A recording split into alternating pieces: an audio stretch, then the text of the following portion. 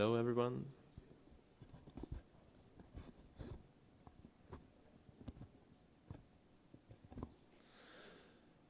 Hey there. That's a huge room. Not so many people, though. No, I'm really happy that you're here, that you're coming to my session. I'll be talking about Puli today, which is a toolkit that me and some other people have been working on for like 1.5 years now, at a slow pace, but it's coming on and it's coming on nicely. So I want to talk about it today, and I'm happy that you're here to listen to it. So for those that don't know me, I'm known as Web Mozart on Twitter, or in my real life, my name is Bernhard Schussek, which is a German name. I'm from Austria, but like we speak German. It's a horrible name internationally. Nobody is able to spell it and pronounce it, which is why I rather go with Web Mozart. I'm a Symfony core developer for like plenty of years now, like since 2009. I've been developing a lot of components of Symfony, and as you know, Drupal 8 builds on several Symfony components. Who has used Symfony before in this room? Ah, that's some of you. And who has used Drupal 8 before? So you have used Symfony. All right, so I'm also the Symfony Fig representative. Who has heard about the Fig Framework Interoperability Group, right? So Larry's here. Larry's the representative of Drupal. It's basically a group that tries to make it easier for different projects, different PHP projects to work together so that, for example, Drupal is able to integrate packages or modules or any kind of code by other projects without being isolated in just the Drupal world. And it's the same for every other PHP project. So we try to build interfaces between different projects to make it easier to share what we are working on.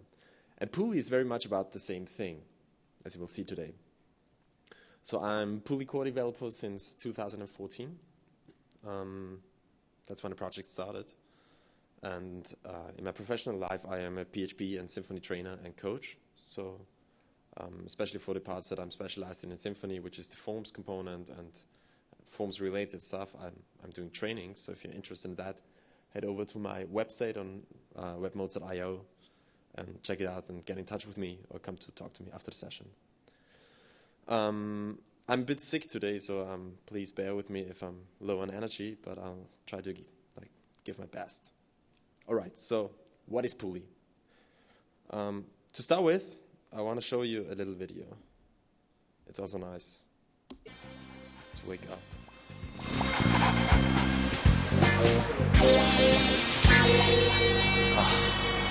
Max, you're killing me. Hey, everybody jamming. Hey, man. She jamming? They jamming too. Can everybody get a Bud Light, man? For the great taste that won't fill you up and never let you down. Make it a Bud Light. Who's seen this one before? I love it. So, where's the connection to Pulley, you might ask? And it's a good question.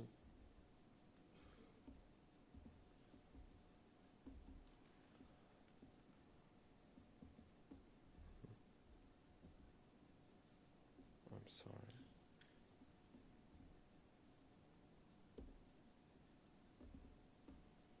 So the connection to Pulley is that this dog that you saw in the video is actually called a Pulley.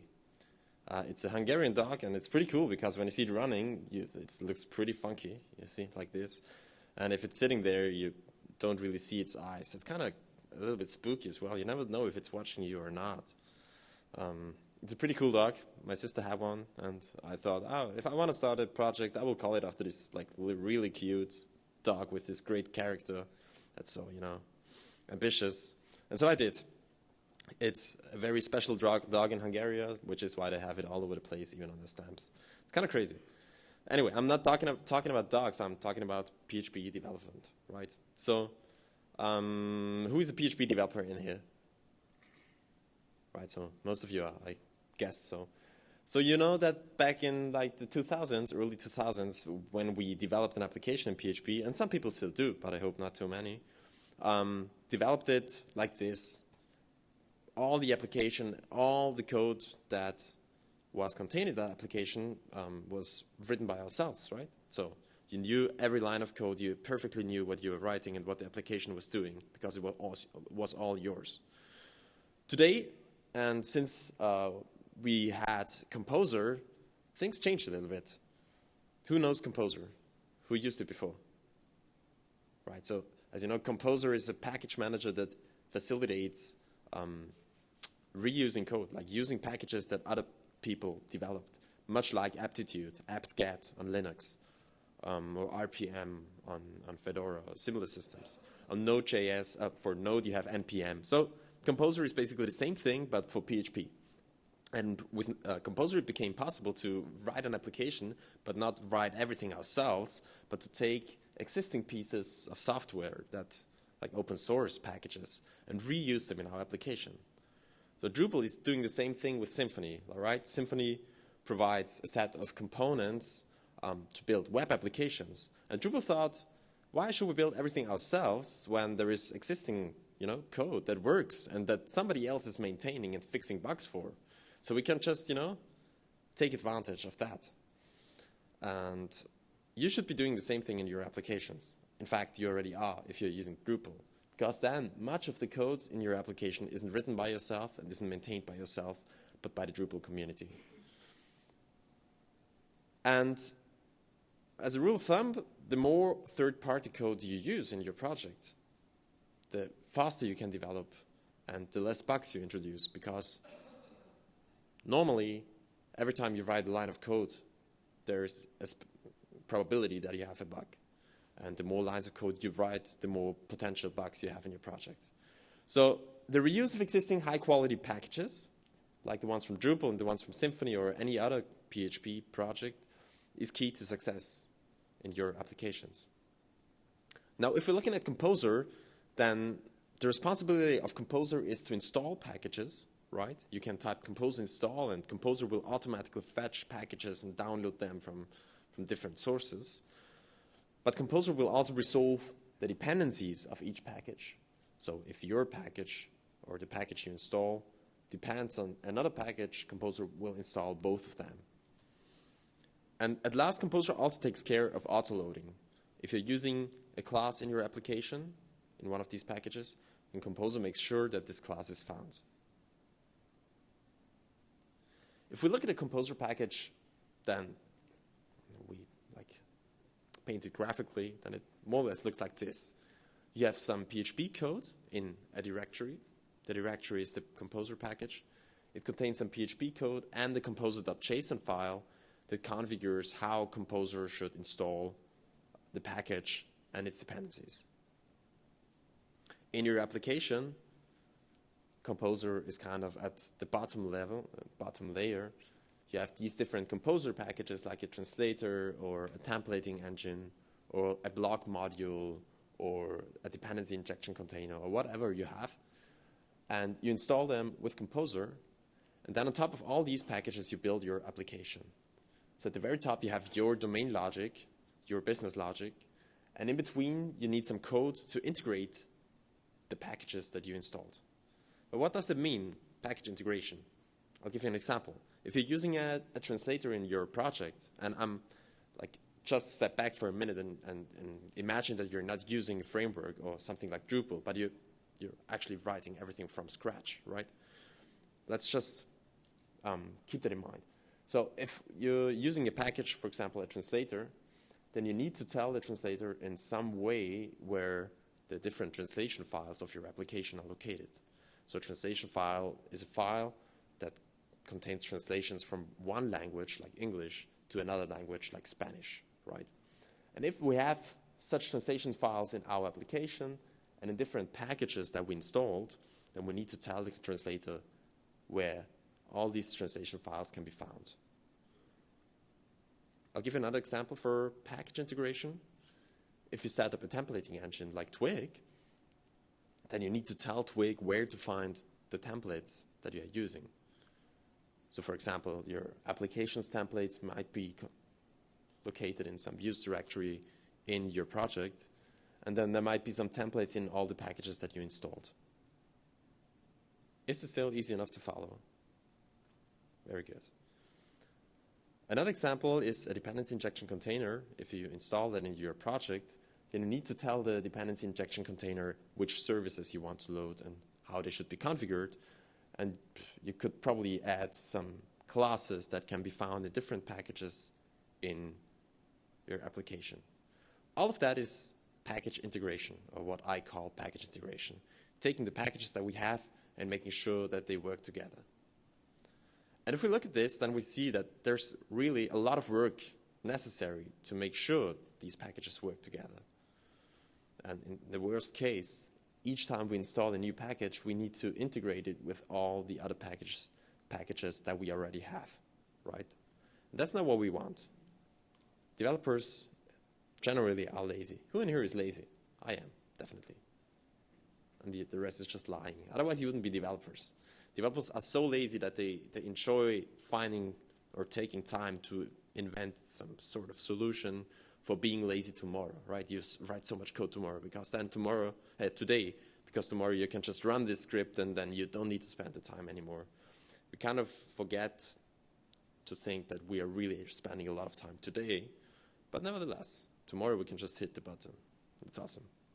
So I want to do the same thing with packages. I want to just, install them plug and play, like in a WordPress application where I just install this plugin and it just works. I don't really know what's happening in the background, and I don't want to know, but it works. So I want to minimize the effort that is needed to install a package with Composer.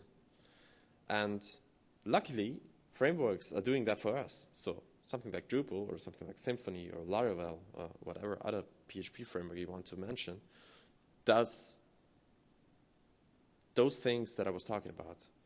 And the way they solve this is by inventing a type of framework-specific package. So for Symfony, these are called bundles. In Zen Framework, they are called modules.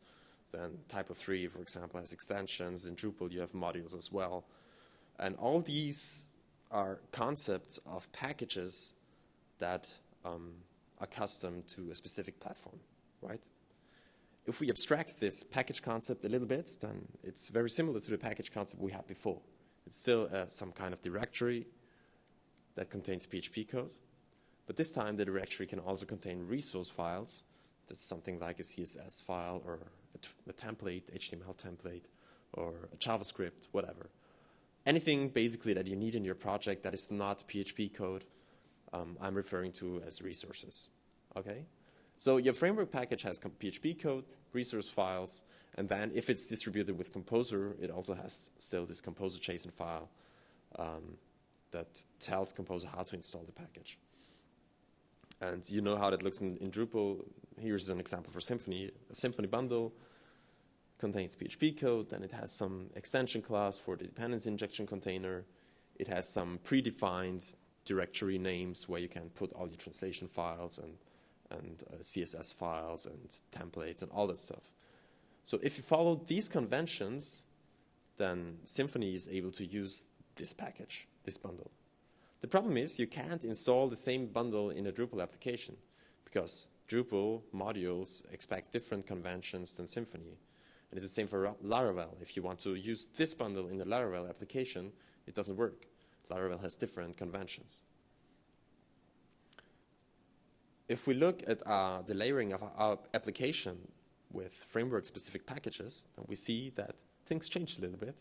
We still have Composer at the bottom that is used to install different packages. We still have our domain logic of our application in the top. And now in between, we have some sort of framework or platform. And the platform or framework does mainly two things. It's a standard toolkit, so it provides you with a select set of libraries that you use in your application. And it's a set of conventions which help you and all the other code developers in your team to work together effectively, right? You have the same conventions as the framework, so it's also easy to hire a new developer that is familiar to these conventions. And then the framework also does the package integration work that I was talking about before. So you don't have to configure the translation files anymore because that's all handled by the framework or the platform that you're using.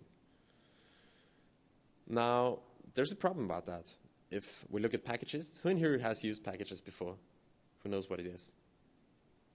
So Packagist is, as you know, an online repository of Composer packages. So anytime you type Composer install, Composer is actually contacting Packagist and downloading the packages from there. And if you look at Packagist and look for packages, then you see that there are many different kinds of packages. So at one hand, we have regular libraries that you can simply install and configure in your project. But then you also have all these framework-specific packages, like Symfony bundles. Are Drupal modules actually on packages? What's happening about them? Does anyone? No? Not yet. Okay. Are you working on that? Okay, so it's possible, but it's not the case yet. But for like other frameworks and platforms that use their own package concepts, you can find the packages, and that use Composer as well. You can find the packages on packages. And that's kind of a problem. You see all these little dots and all these different silos, you could say. If you're a Symfony developer, then all you really care about is independent libraries and Symfony bundles. If you're a Sand Framework developer, all you really care about is those independent libraries and Sand Framework models. And if you write a project that is not based on some platform, then all you really are able to use are those libraries in the middle, right? Anything else on packages is practically useless to you. And I think that's a bad thing. I'm referring to that as package fragmentation. We have all these different sub-communities of their own frameworks working on their separate things instead of working together. So for example, if you're looking for Twig on packages, you can find a Twig bundle, a Twig module for Sand Framework, a Twig integration for Yi, which is another framework, Twig integration for Lithium, and many other frameworks. And you see that all these framework-specific packages that are used to integrate the templating engine into some framework are basically doing the same thing. So all these communities are really wasting time solving the same problems. If we look at what these framework-specific packages do, we can basically find 5 responsibilities. One is to access resources in a package. So for example, if you have a template in a package, then the framework provides a mechanism for loading that template or for accessing that template. The second responsibility is to publish public resources. If your Drupal module, for example, bundles some CSS files or JavaScript, these files need to be published on the web server in the document root in some way so that users, when they open your page or your application in the browser, can download them and use them. The third responsibility is to generate the URLs of these public resources, right? Once they have been published, we still need to put the right URL in our HTML so that the browser is able to find our image or our CSS file. And then the last 2 responsibilities are access of specialized resources. So before we had the example of a translator and translation files that can be located in different packages. And our framework usually gives us a way to connect the 2. And it's the same thing for classes. If your package has some special classes that need to be found by the framework or by some other package, then the framework implements a mechanism for that. And since all these frameworks are implementing these different packages and solving the same problem, again, we have a lot of waste of time and waste of efforts going on in the community. So about 2 years ago, like me and some other people, like Bo Simonson and Amy Stevens, recognized these problems and started thinking about possible solutions. And basically found that PHP needs some sort of unified package integration tool, something like Composer, but with more power, right? And so sometime later, I started working on that, and the result is what you see, is Pulley. In Pulley, a package is still very much the same thing as you know right now. If you have a Drupal module, that won't be very similar or very different to what a Pulley package is. In general, it's still a directory that contains some PHP code and resource files, And if you distribute it with Composer, it contains the Composer JSON file telling Composer how to install the package. But then, additionally, you can find a Pulley.json file that tells Pulley how to integrate the package in your application. And the nice thing compared to before is that here we don't have to follow the conventions of the framework anymore. You can lay out your package any way you like. You can call your classes any way you like. So you can follow the conventions given by Drupal, for example, as long as the Pulley JSON file that you bundle in your package tells Pulley what those conventions are. If we look at different layers, they look very similar to before, but still a bit different. We still have Composer packages at the bottom, domain logic at the top. We still have our framework or our platform that is providing some standard toolkit and conventions. And then between those two, you have Pulley, which is taking care of integrating all the packages you have. And the nice thing is now, if you use Composer packages with Pulley, it doesn't really matter which framework you use on top of that. Right? You can use Pulley packages with any framework and any platform that supports Pulley. The goal is to be able to install and enable packages simply by running Composer install. So plug and play. Just install and everything should work, basically. That's not all true, but that's the goal. And the second goal that I have is to use different high-level packages, like a blog engine or some web debug toolbar or a profiler or something like that, but in different frameworks and different tools, platforms. So right now, if you develop a profiler for Drupal, you can't use it in your Symfony application if you're working on a different project where you want to reuse that code. And I want to make that possible. So if we look at Pulley's architecture, it looks basically like this.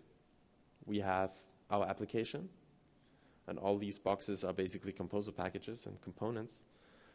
Our application uses Pulley's repository, discovery, and URL generator component. I will be talking about those later so that you hopefully understand better what they are. And then you have a Pulley command line interface that you run on your console, on your terminal, to interact with these components. I will show you later how that works. The command line interface reads the Pulley.json file in your package and all the packages that you have installed, and then configures how Pulley works in your application. So let's talk about some features of Pulley to get a better idea of how it is used and how it's working. The first feature I want to talk about is resource access. Resource access is some way of finding files in your packages, like a template.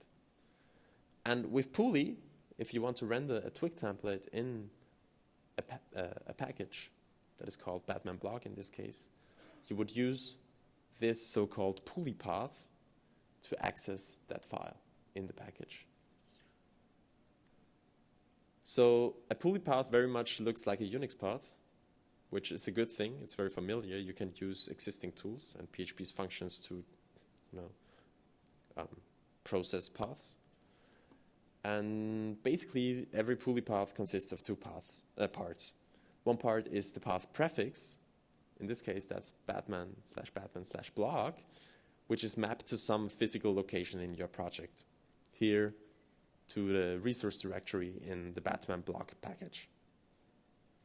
And you see, by convention, we're using the same path prefix as the package that contains the files. So it's very obvious if you read such a path like this one in your code base where Pulley is looking for these files.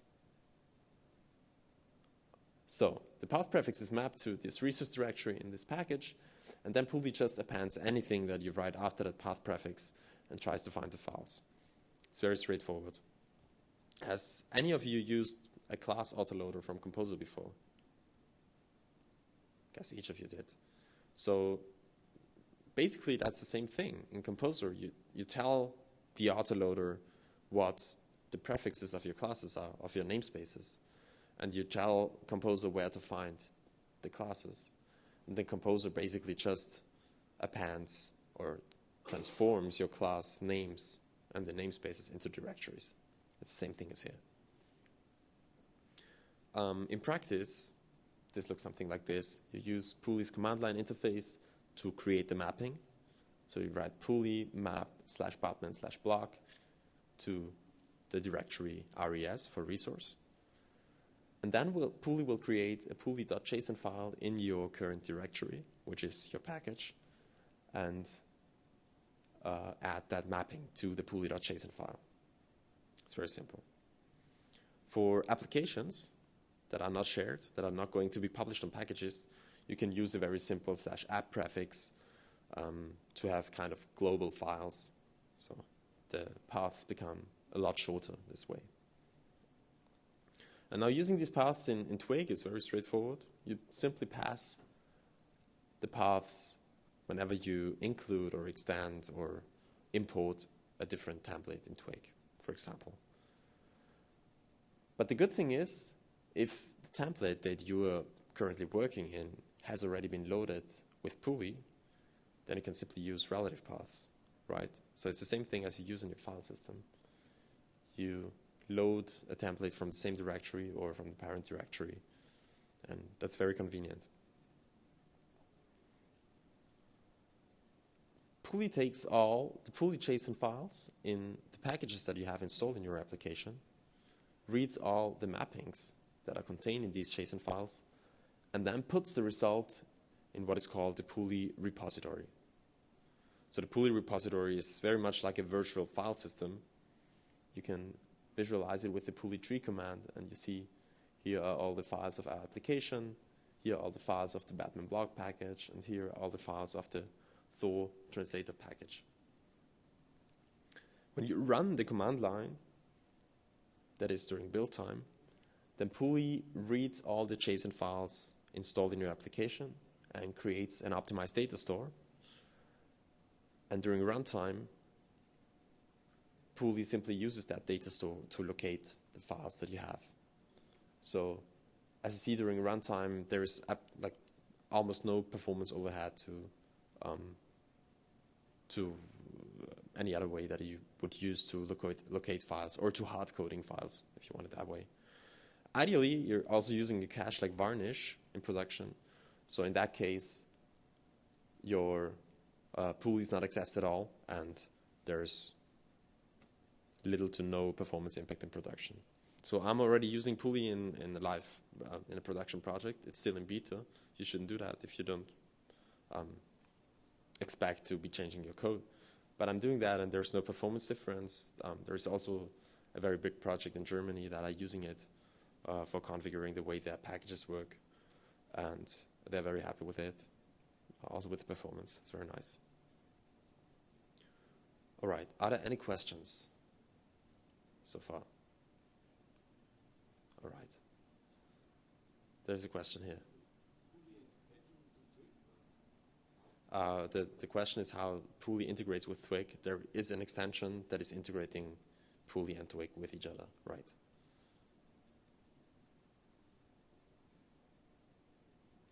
Okay, let's talk about a different feature, or a subsequent feature, which is overriding resources in other packages.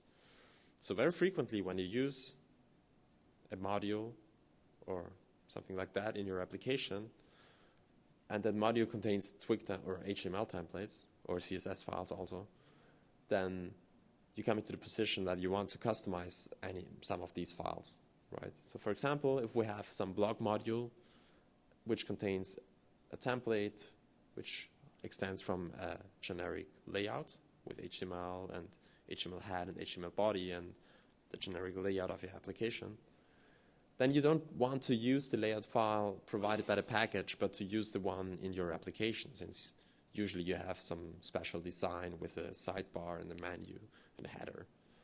And you want to use that even for the blog, right? So the question is, how can we change the file in this package? Now you could just move into the package and change the file there, but then the next time you hit Composer install or Composer update, the change will be lost. That's not what we want. With Pulley, this becomes a lot easier.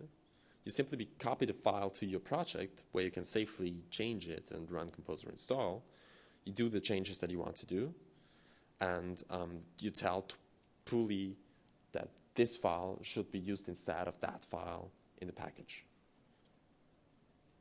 The way you do that is, like the precondition is we still have our application with the two packages with those different package, like path mappings from /app to the resource directory in the application, and /Batman block to the resource directory in the Batman block package.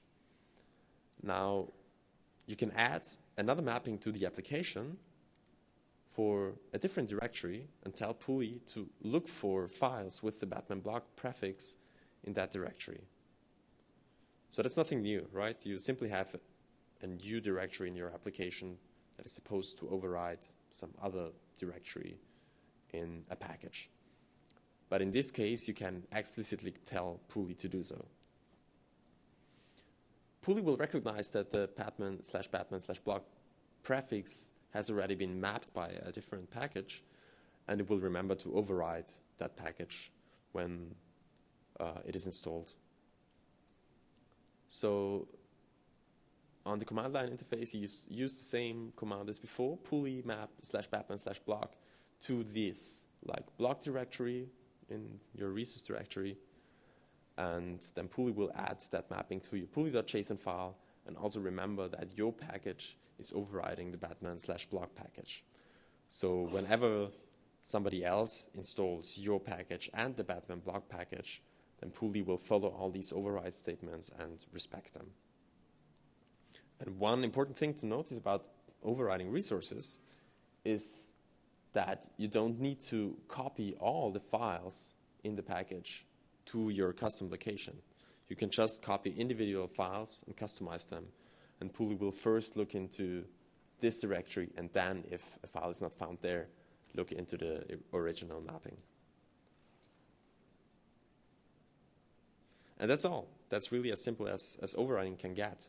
And with this override graph, it can have very complex relationships between packages. You could have, for example, theme packages with a sort of base theme, and then a more specialized theme, and then maybe an even more specialized theme that add and partially override their base themes, and use this as a way to create themes for your application. Are there any questions about this? Okay. The next feature I want to talk about is URL generation for resources. So usually if you bundle public resources in your package, like CSS files or images or something like that, then there is some specific directory that contains these packages. And with Pulley, you can do the same thing. You can bundle your public resources in some directory that you can name any way you like. In this case, I named it public. And then generate resource URLs with the URL generator. So in Twig, for example, there is a resource or URL function where you simply pass this Pulley path, and the function will return the URL of the resource. Again, this supports relative paths, which makes it very convenient to use in practice. And at some point, this could also be supported in CSS files. So as you know, right now, in a CSS file, you have to use the URL function with the actual URL. But you could implement some gulp plugin or something like that to turn Pulley paths into actual URLs. And why is this needed? The reason we need this, or the benefit that we have, is now we're independent of where the resource will be published on the server. So if you are writing a package or a module that is shared with someone else, then people who install your module can decide where your resources are going to be published and placed. You just refer to all of the resources with their Pulley paths, which are universal, right? They don't change. The next step before URL generation is actually possible is to register a web server. So whoever installs your package also has some directory that is the document root of your web server, like here, for example, public HTML. And in this root package, you register a new web server for that directory. You do that with the command line again, pulley server --add public HTML, which is the directory, and you can name this with some arbitrary name. I used localhost here, but you can use anything you want. It's just the name is just a way to refer to this server later on. The second step is to publish your resources. So if you have your public resources in the /app/public directory, you would call Puli publish /app/public and then the name of the server you want to publish it to. For example, localhost. If you use a CDN, a content delivery network, you could also add a new server for the content delivery network and use the name of that here. And now, as soon as you did that, you can generate the URL for your resources in the /app/public directory. For example, /app/public logo PNG will become simply /logo PNG, right? Since this directory is mapped to the document root.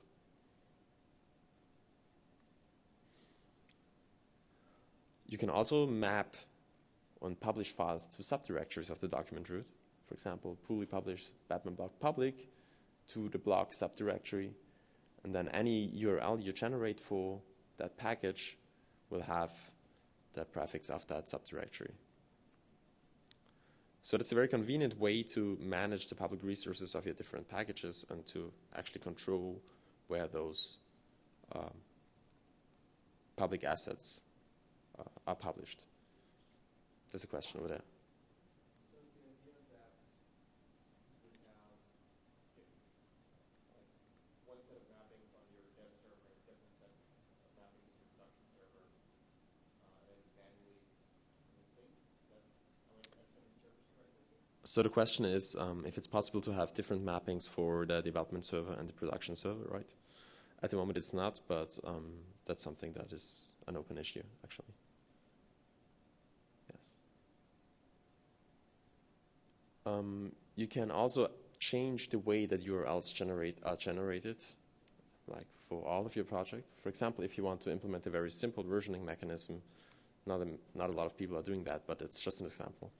You can change the URL format of your server.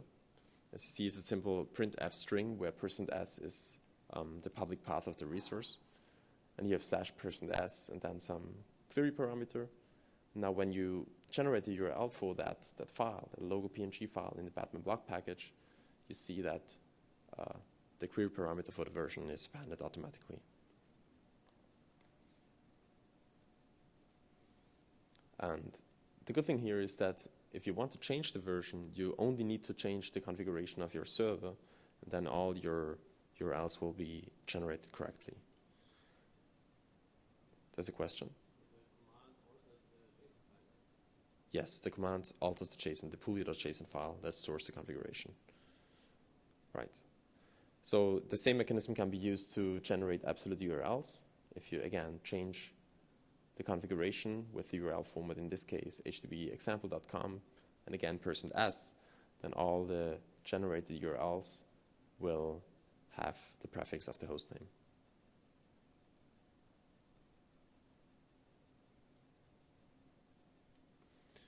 Technically, this works very much like the repository that we saw before. So during build time, when you execute your command line, Pulley reads all the Pulley.json file in your project, generates some optimized data store, and in production, this optimized data store is used. So again, there's very little performance impact. And also like before, if you use some sort of cache or compilation step, for example, twig templates are first compiled to PHP and then executed as PHP on the server. If you have a compilation step like that, then Pulley is not used in production at all, which is very nice for performance. Now, the obvious next feature after generating the URLs of our public assets is to actually publish the assets to the server. So we want to move CSS and image and JavaScript files to the appropriate location on our server. And the good thing here is that we already added a lot of information to our configuration that tells Pulley where our files are located. since that configuration is necessary to generate the URLs.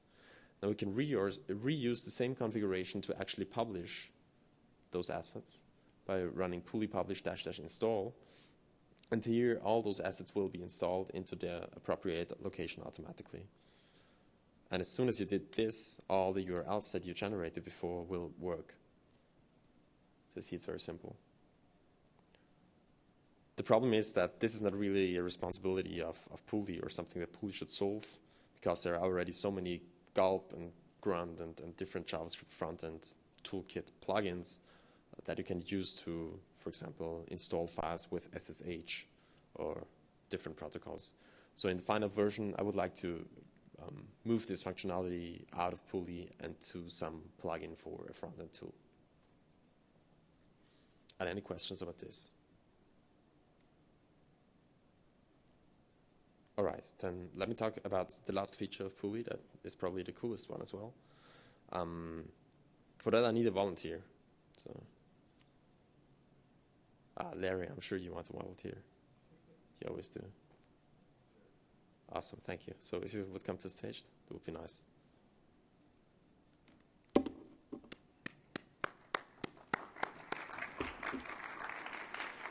Thanks. So Completely unscripted. this is completely unscripted. He doesn't know about it. Scary. So let's talk about resource discovery, consumers and producers. We have as an example that I gave before, a setup with our application and 2 different packages that we installed. And one of those packages is a translator, which uses some kind of loader to load messages or message files. And those message files could be contained in other applications and packages. And there needs to be some way for that loader to discover where those files are, right? So Pulley calls these different kinds of packages consumers and providers. It's very much like a message queue, which is a similar concept. You have a topic, and then, you know, some publishers can publish messages to the message queues, and subscribers can subscribe to messages for the same topic. Here it's a very similar thing, although it's not a message queue. It's basically just packages that want to communicate with each other. In this example, we have a consumer, which is the package that Larry created, the translator package. So in our example, Larry is the developer of the translator package, and I am the developer of some blog module, right? So Larry creates the translator and wants to have some way to find translation files and catalogs. And I, as a user of the blog package, know about Larry's translator package. I want to use and support that in my package and add a translation file that should be found by Larry's translator package. The way to do that and to achieve that is that Larry defines an API, a topic, some string. This is called a binding type in Pulley. And a binding type is a simple string that is prefixed with Larry's vendor name, which is Thor. Pretty awesome. And an arbitrary name that specifies the kind of resource that you want to load, right? So catalog in this case. And then Larry is able to use this binding type to fetch all the resources that match the type. So Larry finishes his package, uploads it to packages, writes some documentation, of course, because we all do, and publishes in the documentation that there is a binding type, a Pulley binding type called Thor catalog that you can use in your own packages. So I read that, and I think pretty awesome. I want to use that too because it's nice. So I bind my message file to the Thor catalog binding type. And now as soon as you, as end user of both of these packages, install both packages at the same time, they will be wired up and use each other automatically without anything else that you need to do. Technically, it works like this. Like Larry in this case, uses the Pulley type define command to define a new binding type. This binding type will be added to the pulley.json file of Larry's package. And then he's using the resource discovery of Pulley to find all the resources that are bound to that type. So ignore this double loop for a second. It's not so important anymore. The important thing is that you can get all the resources for this binding type and then do something with them. I, as a supporter or as a provider, for Larry's resources, I'm using the Pulley bind command to bind resources in my package to that binding type. And you, as the end user, simply create a new translator from Larry's package, use Larry's Pulley message loader that is using the discovery, and then start using the translator. And that's all you need to do. Any package that you install that binds resources to the binding type of Larry's package will automatically be recognized. Thank you very much.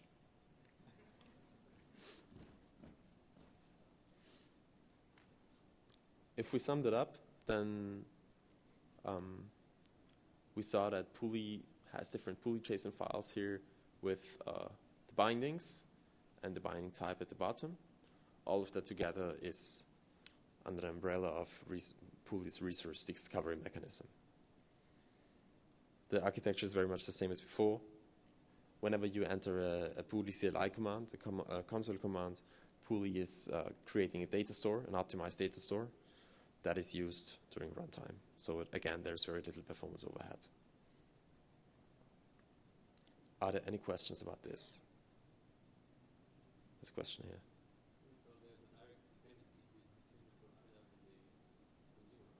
There is yes, the question is if there's a direct dependency between the provider and the consumer. Yes, there is, but they don't need to be installed at the same time. It's an optional support for each other. That's the first thing. And the second thing is, at the moment, you would need to bind your resources to different binding types of different consumers. But there's room for the framework interoperability group, for example, to define common binding types. For example, to say, okay, we have a message file format that uses a fig binding type, and then anybody that wants to use that common format, that standardized format, can bind to that standardized binding type.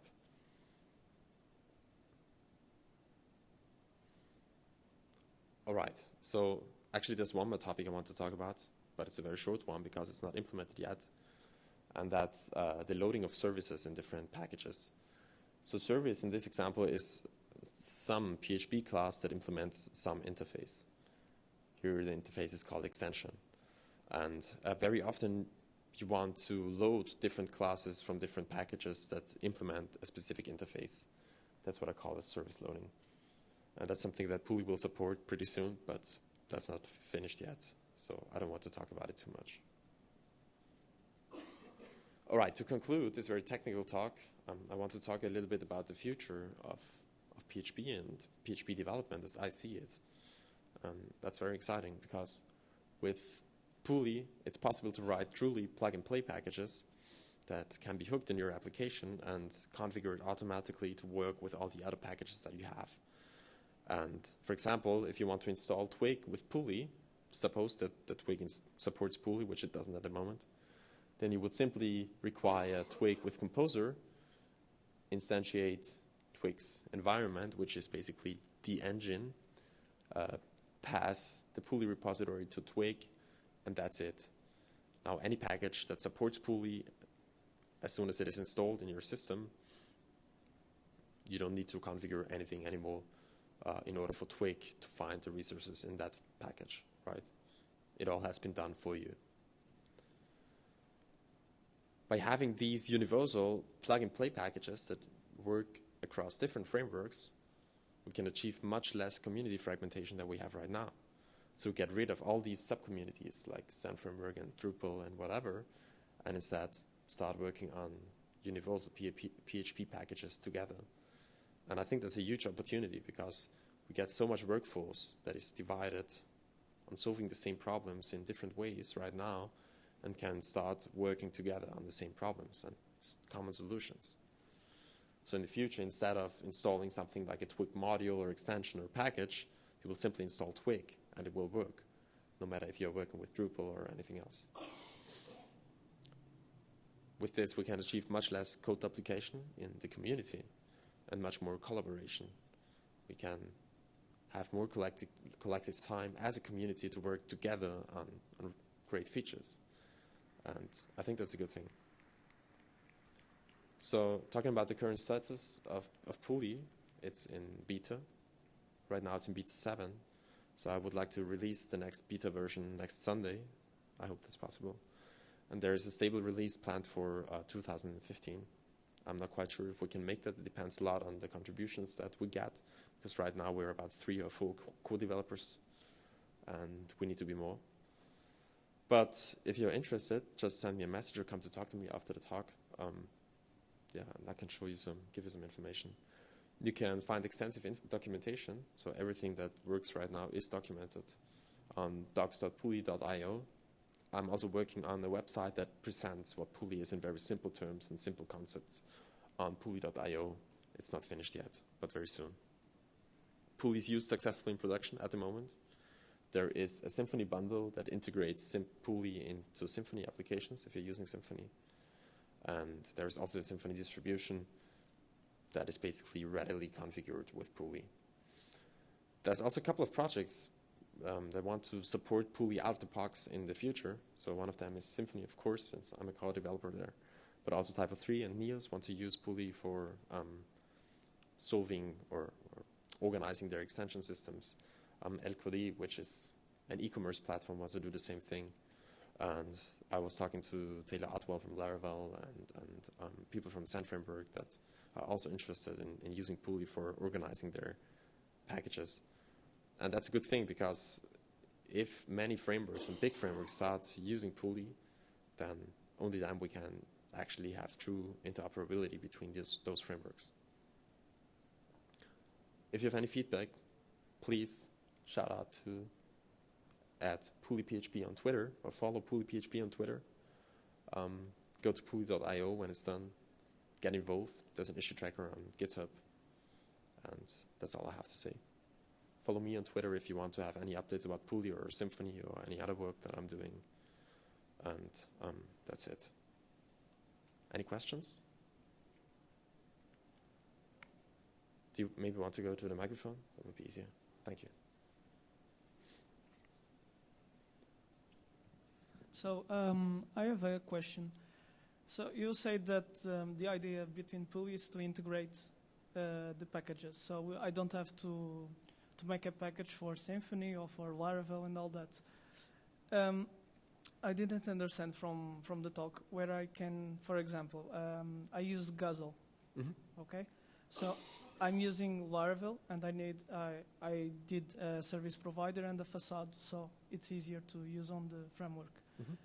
And this presentation was more based, I think, on physical files and mapping them. So I don't see how I could use Pulley. So my Guzzle package would work on Symfony and Laravel and all that. That's because this kind of problem can only partially be solved by Pulley. That's more something that should be solved by the framework interoperability group or maybe it can be solved, maybe it can't, at least it can't at the moment, by defining some common, service provider interface for integrating, So the framework services into any framework. Okay, so the framework would need to be supporting Pulley to make that work. Yes. In Laravel, I have to put in the config file the service provider and the facade. So I need a specific package for that. Okay, yeah. Well, if Laravel supports Pulley out of the box, then you can load that service provider, or Laravel could load that service provider automatically. Using this discovery mechanism that I showed. Okay, so at the current state, I can't do that. I can't make a package to wrap Guzzle and work the way I want. I still have to use the package that exists for Laravel to wrap all of that. Right. At the moment, that's necessary. Okay. I don't know. I don't know if it's something related that you told about the service loader that you didn't talk too much on the presentation. Exactly. It's related to the service loader I was talking about. And also another thing that is important to mention is that Pulley doesn't solve all the interoperability problems that we have. It's just one building stone. Like we had the PSR4 auto-loading standard that was the very first building stones for having interoperable code. We have Composer.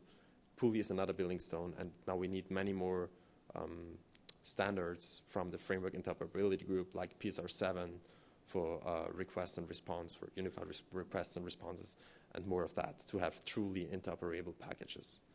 Okay, So thank you. that's important. All right, so I think I'm out of time. Thank you very much. If you want to talk to me, come to me. I'll be around. Thank you.